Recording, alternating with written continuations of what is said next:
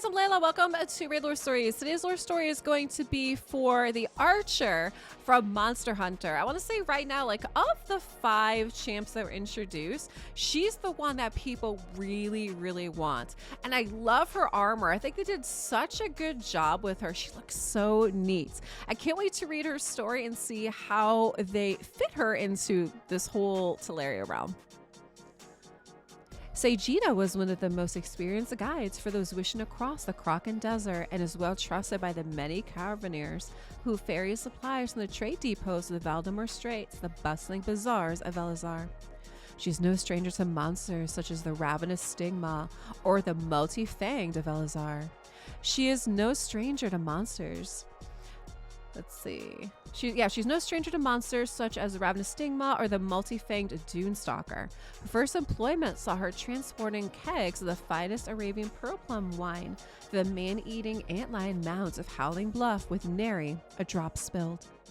With this experience, Saigita could quickly assess whether tales of monsters were true or if they were the result of overexcited traders, their minds dazed by the insufferable heat. But when several caravans all reported seeing giant spikes stretched to the walls of a commonly traveled valley, Saigita knew she had to investigate. When a convoy she was accompanying rested at an oasis located near the valley, Saigita took her bow and explored it. Throughout the valley were, just as the rumors said, huge black spikes driven into the red rock face of the valley's walls. She couldn't so much as score them with her knife. They were as hard as granite and rough to the touch. Curiosity didn't usually pay, Saigita knew, but she pressed further into the valley. As Saigita rounded a corner with an arrow notch, she encountered something she never expected. Serving one of the spikes was a small feline creature in a hunter's outfit and furiously taking notes. It identified itself as a palico, a hunter's aide from another world who had traveled here from beyond Teleria. Saigita had barely begun to respond when an almighty bellow emanated from deeper within the valley. She didn't need to be told twice. She quickly beckoned her new companion to follow her, and they sprinted out of the valley. Once they were safe, Saigita listened to the palico's tale. If this ruiner Nergigante was not removed, it could roam further afield, bringing chaos to Velazar's vital trade routes and severely damaging her bottom line. Saigita offered to defeat this monster, and the palico rejoiced, immediately presenting Saigita with what looked like a journal, replete with notes from previous hunts that would be vital for defeating this foe. Saigita led the palico back to her caravan's stop-off point at the nearby oasis, and ensured her new friend was out of sight. Should one of the caverniers spot the talking feline, they would cage it and it would be on its way to Velazari Bazaar before sunrise. As the palico slept, Saigita labored in the desert moonlight, using whatever scraps she could steal from unguarded wagons for all manners of traps and alarms.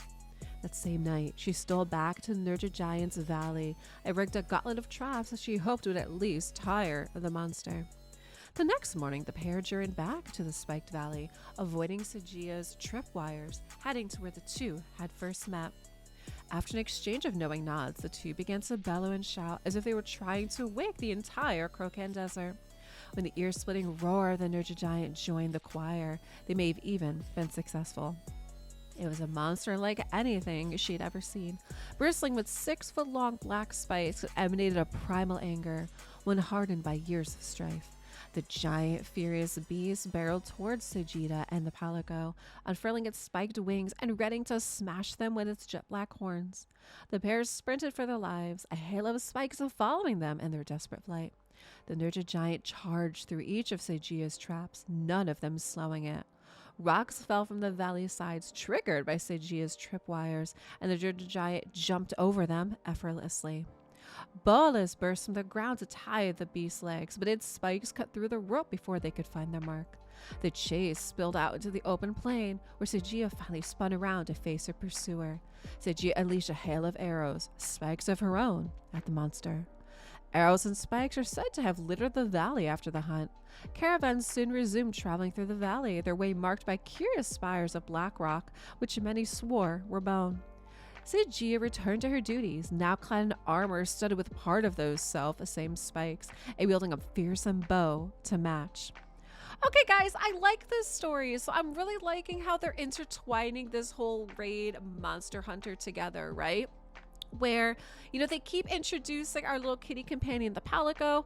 And so we're seeing that these champs aren't necessarily from the Monster Hunter world, but they're champs in Teleria that fight monsters, and then they end up becoming monster hunters themselves. I think that's a lot of fun. So I'm enjoying these stories quite a bit. Drop me some comments down below at what you're thinking of these Monster Hunter lore stories so far, and particularly this one. And thanks for watching.